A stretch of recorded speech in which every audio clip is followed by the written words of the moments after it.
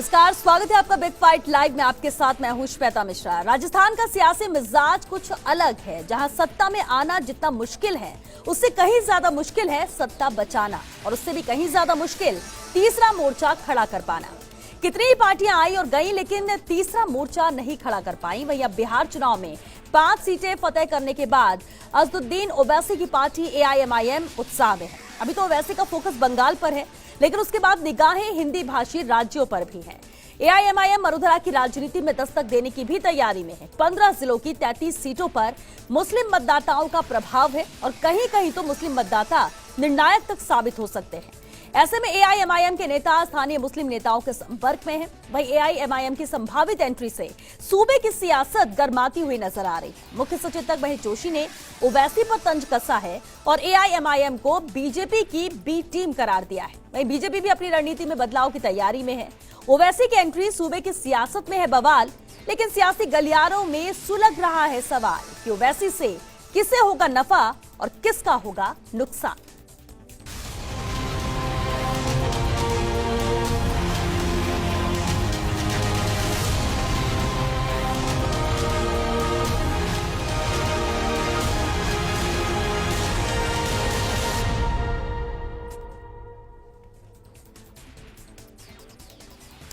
तो दूर की है सोच या फिर सिर्फ सियासत? तो वैसे की एंट्री की क्या है असलियत? मरुधरा में वोट बैंक बन गई अकलियत, क्या सूबे में तीसरा मोर्चा बनेगा हकीकत? और सबसे बड़ा सवाल कि ओवैसी की एंट्री से किसका होगा नफा और किसका होगा नुकसान? बिग फाइट पे बहस आज इसी अहम मुद्दे पर, और बहस के लिए हमारे साथ मौजूद है खास मेहमान। चलिए उनसे रूबरू करा दे आपको। हमारे साथ वक्फ बोर्ड चेयरमैन खानू खां बुधवाली जी है, बहुत स्वागत है सर आपका। बीजेपी के अल्पसंख्यक मोर्चा अध्यक्ष प्रदेश महामंत्री हमीद खान जी हमारे साथ हैं। हमीद जी, आपका भी बहुत स्वागत है।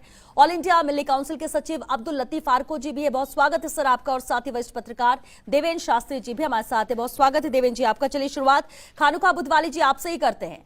अब जिस तरह से बिहार में 5 सीटें जीत कर आए AIMIM, अब नजर पश्चिम बंगाल के चुनाव पर, लेकिन कहीं ना कहीं सुगबुगाहट और संपर्क की बातें जरूर कही जा रही हैं राजस्थान के मद्देनजर भी। आपको क्या लगता है, अगर ऐसा होता है तो किसे नफा और किसे नुकसान होगा? क्या कांग्रेस को इससे कोई फर्क पड़ेगा?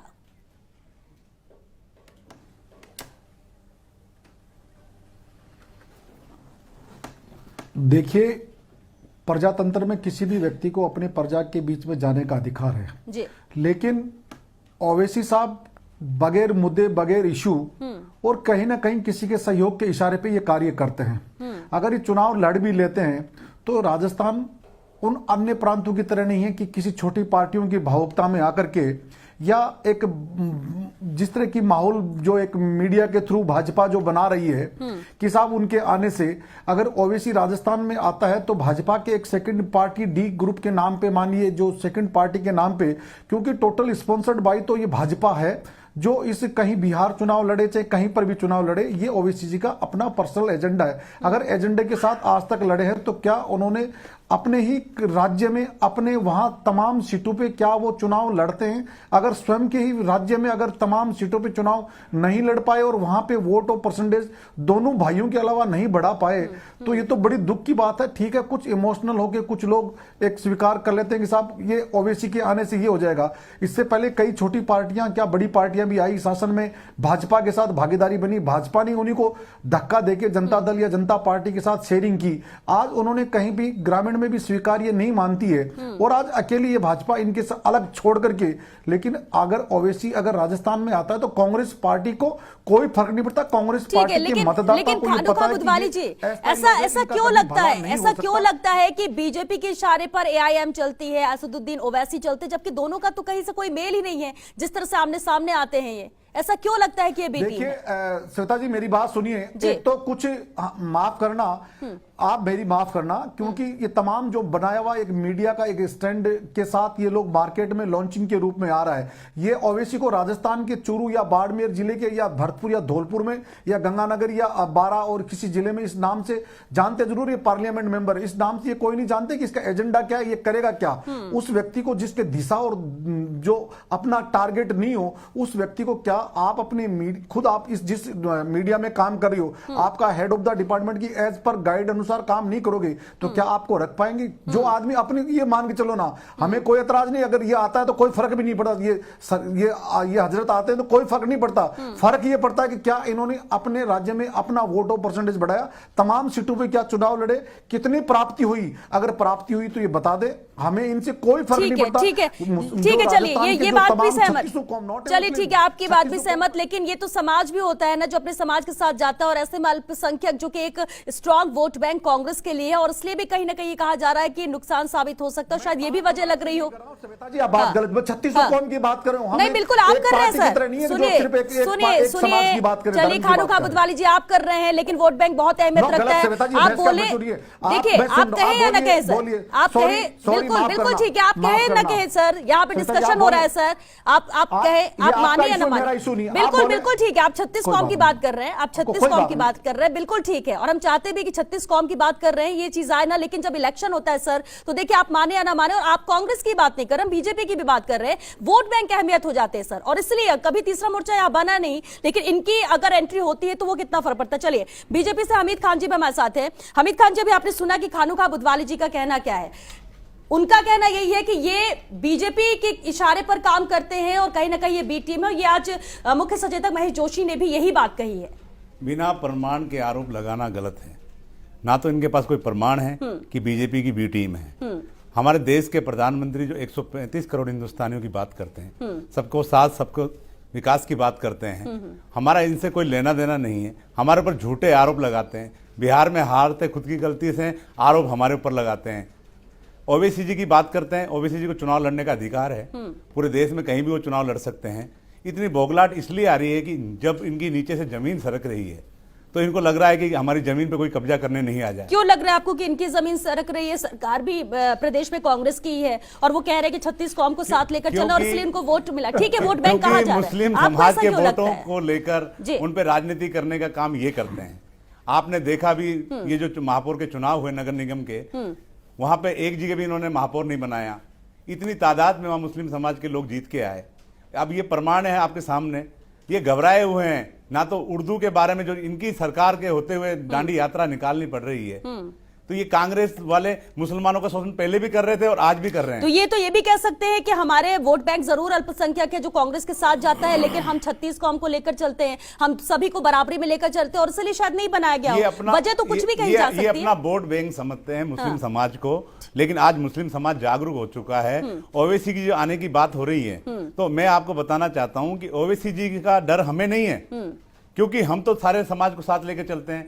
देश के प्रधानमंत्री जी सबकी बात करते हैं, लेकिन इनको डर इसलिए लग रहा है कि इनका वोट बैंक खिसकने वाला है, क्योंकि अभी चुनाव में जब इन्होंने रिजल्ट देखा और अब जो माहौल यहाँ क्रिएट हो रहा है कि मुस्लिम समाज जागरूक हो चुका है, मुस्लिम समाज के जो हमारे यानी बीजेपी का कोई लेना देना, एआईएमआईएम कोई लेना देना नहीं है। चुनाव लड़ने का सबको अधिकार है। बात कही जा रही है, आपको लगता है कि सब गलत है? बोगलाट है इनकी। महेश जोशी जी ने जो बयान दिए उनकी बोगलाट के कारण दिए। आज उनको लग रहा है कि हवा महल से अगर ओवैसी जी की पार्टी का कोई उम्मीदवार चुनाव लड़ेगा तो चुनाव हार जाएंगे, आदर्श नगर से लड़ेंगे तो चुनाव हार जाएंगे, किशन बोल से लड़ेंगे चुनाव हार जाएंगे।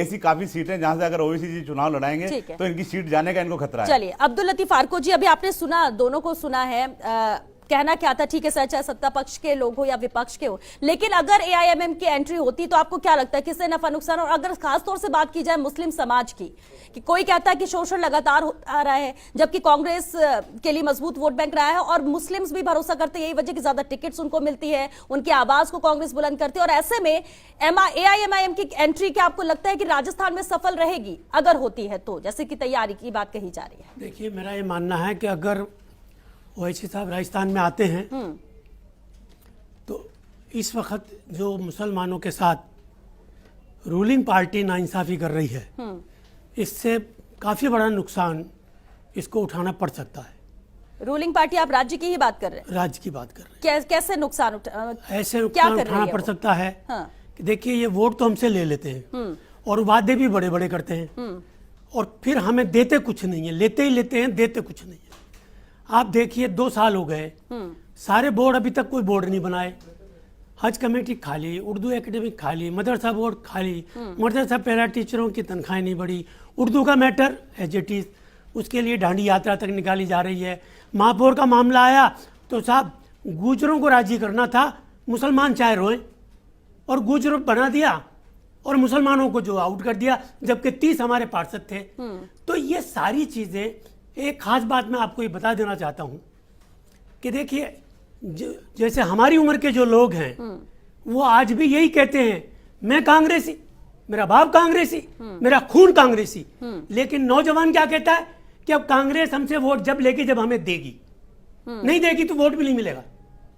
इसलिए घबराहट कांग्रेस में होनी चाहिए, नहीं हुई तो होनी चाहिए।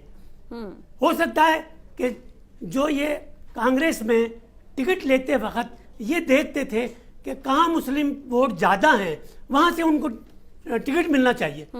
अच्छा ठीक है, अभी आपने जो बात कही कि बिल्कुल मतलब पूर्वज भी कांग्रेस के साथ रहे हैं और जो पीढ़ियां हैं वो कांग्रेस के साथ ही रही हैं, लेकिन उन्हें मिला कुछ नहीं, ये आपने भी कहा। लेकिन ईमानदारी किसके प्रति ज्यादा रहेगी, समाज के प्रति ज्यादा रहेगी या फिर कांग्रेस के प्रति ज्यादा रहेगी? अगर कोई दूसरा, जिस तरह से AIMIM की बात हम कर भी रहे हैं, क्या उम्मीदें बढ़ जाती हैं या लगेगा कि बदलाव की जरूरत है? अब बात जो हमारे बुजुर्ग हैं उनमें इतना बड़ा बदलाव आ गया है कि उन्होंने अपने नौजवान बच्चों को इस काबिल किया, भैया तुम पढ़ लिख लिए, तुम अच्छा बुरा तुम खुद समझो, तुम फैसला करो। हमें तो पूरी उम्र हमने गुजार दी कांग्रेस के वोट बैंक बनकर।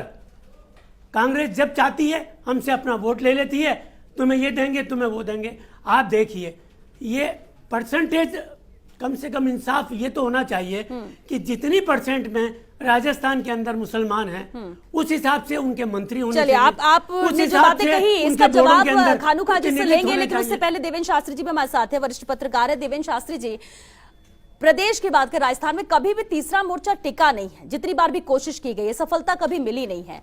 अब अगर AIMIM की एंट्री है या फिर उनके हौसले बुलंद हो सकते हैं, बिहार में जीत और एक करके जिस तरह से शुरुआत ऐसे ही होती है, पश्चिम बंगाल अभी उनका टारगेट है, इसके बाद हम नॉर्थ की भी बात करें, नॉर्थ के राज्य में राजस्थान भी आ जाता है। लेकिन अगर ऐसा होता है तो क्या आपको लगता है कि वोट बैंक यहां पर कांग्रेस का ही कटेगा? क्योंकि अहमियत रखता है, भले ही कोई भी सरकार हो, कांग्रेस बीजेपी, हम सवाल ये नहीं उठा रहे कि किसी एक रिलीजन या एक कास्ट के लिए है। जब सरकार बन जाती है तो वो सबको साथ लेकर चलने की कोशिश करती है, कांग्रेस भी ये कर रही है, बीजेपी भी ये करती है। जिस तरह से खानू जी ने भी कहा, बिल्कुल ठीक है, लेकिन नुकसान किसे होगा? क्या वाकई में आपको लगता है कि तीसरा मोर्चा कभी जो अब तक स्टैंड नहीं किया और अगर अभी कोशिश की जाएगी तो हालात ऐसे बन सकते हैं, स्टैंड कर जाए? देखिए श्वेता जी, कि धर्म के आधार पर जो पार्टियां खड़ी होती हैं, बहुसंख्यक अगर आपका वोट बैंक है तो ठीक है। जैसे कि भारतीय जनता पार्टी एक धर्म के आधार पे अपनी राजनीति कर रही है और वो एक तरह से देश की राजनीति पर अपने ढंग से इसको चला रही है। लेकिन मुसलमानों के लिए ये बड़ा मुश्किल है राजस्थान जैसे स्टेट में तीसरा मोर्चा बनाना। हाँ, मुसलमान ये कर सकते हैं कि जो कांग्रेस है या दूसरी जो विपक्ष की पार्टी है उसके वोट बैंक को इधर उधर कर सकते हैं, और यही बिहार में भी हुआ। इससे ज्यादा बड़ा मुझे नहीं लग रहा है कि ओवैसी जी राजस्थान में कोई बहुत क्रांति ला सकते हैं, क्योंकि ये धर्म के आधार पे इस तरह से कभी मोर्चे बनते नहीं है और कभी सत्ता परिवर्तन होती नहीं है। हाँ, ये जरूर है कि ओवैसी जी आते हैं। आप सोचिए, क्या राजस्थान में मुस्लिम नेता नहीं है? ओवैसी जी ने ऐसा क्या किया है, ऐसा क्या कमाल कर दिया है कि ओवैसी जी आएंगे और वो तीसरा मोर्चा यहाँ मुसलमानों का बनाएंगे? दुर्भाग्य की बात यह है कि जो अभी हमारे साथी वक्ता बोल रहे हैं कि मुसलमानों के साथ वोट बैंक की तरह से ट्रीट किया गया, ये सच है। और इनको जो एक ड्यू बनता था इनका, वो नहीं मिला। आज देखेंगे आप कि मुसलमानों की जो शिक्षा का स्तर है, आर्थिक स्तर है, वो आप देख लीजिए, वो हमारी SC ST से नीचे है।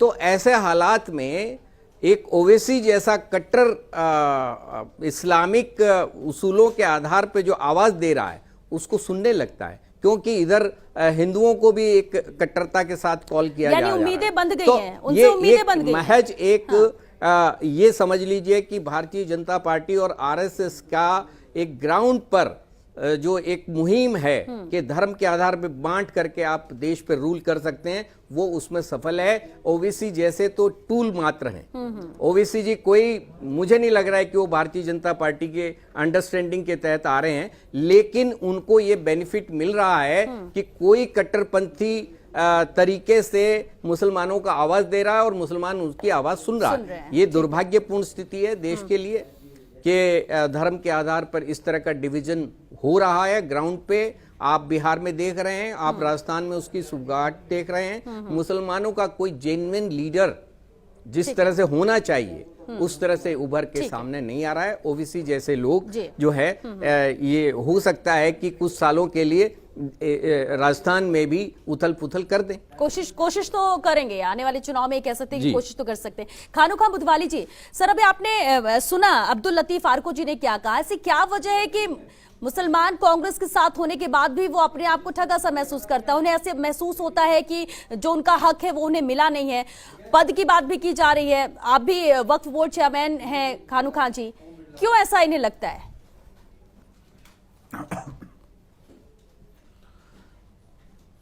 देखिए श्वेता जी, मेरे साथी दोनों ही भाजपा और ये आरको साहब दोनों फरमा रहे हैं। आप भाजपा वालों को सोचना चाहिए, पूरे बिहार में चुनाव लड़के आए, एक सीट दी। यूपी में चुनाव लड़के आए, क्या आपने एक सीट दी? क्या राजस्थान में मजबूरी थी? 3 या 4 जगह जो भाजपा ने जो इसकी सीट दी है पार्षद की, वो इनकी मजबूरी थी। वहां कैंडिडेट दूसरी बिरादरी के नहीं मिल रहे थे इनको। लेकिन ये जिस तरह की बात करते हैं, सिर्फ इनका तो ये झूठ बोलना, मेरे साथी को खुद को नॉलेज नहीं होगा कि किस तरह से हालात बनते हैं। लेकिन आरको साहब जिस तरह की बात करें, राजस्थान के अकलियत की बात नहीं है, यहाँ 36 कौम की। यहाँ AMI के ओवैसी साहब के आने से ना तो मुसलमान बढ़ता ना हिंदू। कट्टर विचारधारा के लोग, चाहे भाजपा के जो विचारधारा एक एजेंडे के साथ पार्टी जो काम करती है, चाहे ओवैसी आते हैं, इससे आम आवाम को फर्क। जनता दल आई चली गई, जनता पार्टी आई चली गई, बसपा आई चली गई, समाजवादी पार्टी आई चली गई। अगर ओवैसी 1% पे अगर चुनाव लड़ता तो कांग्रेस पार्टी को फर्क नहीं पड़ता। कांग्रेस पार्टी में कभी अकलियत के लोग हो चाहे दूसरे बिरादरी के लोग हो, कभी पार्टी के लोगों ने ठगा महसूस नहीं किया। इन्होंने जिस इंसान को मिलना चाहिए, इनको खुद को पूछना चाहिए कि क्या इन्होंने जब मदरसा बोर्ड के मेंबर रहे, क्या इन्होंने कार्य नहीं किया? मदरसा बोर्ड, अशोक गहलोत जी जो राजस्थान के सम्मानीय मुख्यमंत्री थे, इन्होंने जितना जिस तरह का जैसे कार्य चाहा पिछली गवर्नमेंट में, जो जिन लोगों ने जो कार्य चाहा, चाहे RPC चेयरमैन की बात हो, चाहे विधायक बनाने की बात हो, चाहे मंत्री बनाने की बात हो, ये तो भाजपा वाले को पूछना चाहिए कि जिस उर्दू की ये जो बात करें, दांडी यात्रा की बात करें, सारी जो बात हम कर रहे हैं, लेकिन देवनानी जी ने जो 32 उर्दू मीडियम के स्कूलों को बंद करने का काम किया, नहीं कि कांग्रेस पार्टी ने किया। राजेंद्र राठौड़ जो आज वकालत की बात कर रहे हैं, खुद ने चूरू जिले में लिख के दिया कि यहां उर्दू के स्कूल बंद होनी चाहिए। बात ओवैसी की नहीं है, बात यहां कुछ और है, कहने की कथनी की बात कुछ और है।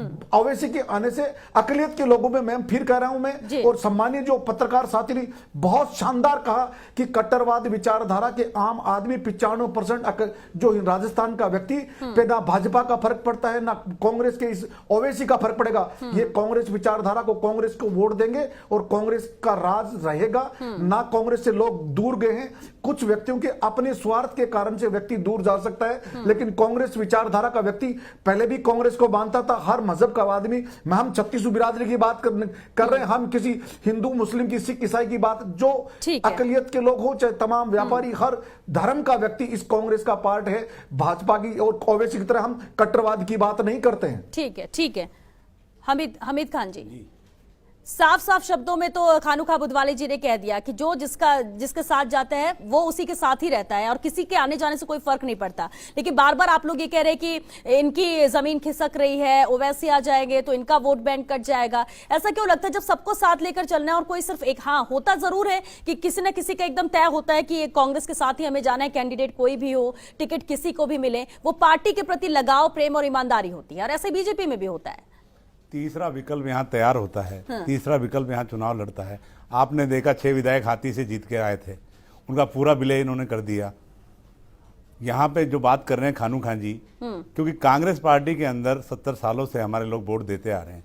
अपना अधिकार जब मांगते हैं तो इनको लगता है कि कोई उनसे गुनाह कर दिया है उनके लिए। लेकिन आप लोगों ने भी तो कुछ ज्यादा किया नहीं है। अगर इस अल्पसंख्यक समुदाय की बात ही कर आज दी जाए आप तो जिस टिकट भी नहीं देते टिकट हैं, दिए, उतना भरोसा इस बार दिया, इस बार रणनीति में बदलाव जरूर नजर आया। रणनीति में हमने बदलाव किया। हाँ। देश के प्रधानमंत्री जी जो सबका साथ सबके विकास की बात करते हैं, उनके पच्चीनों पे हम चल रहे हैं यहाँ पर।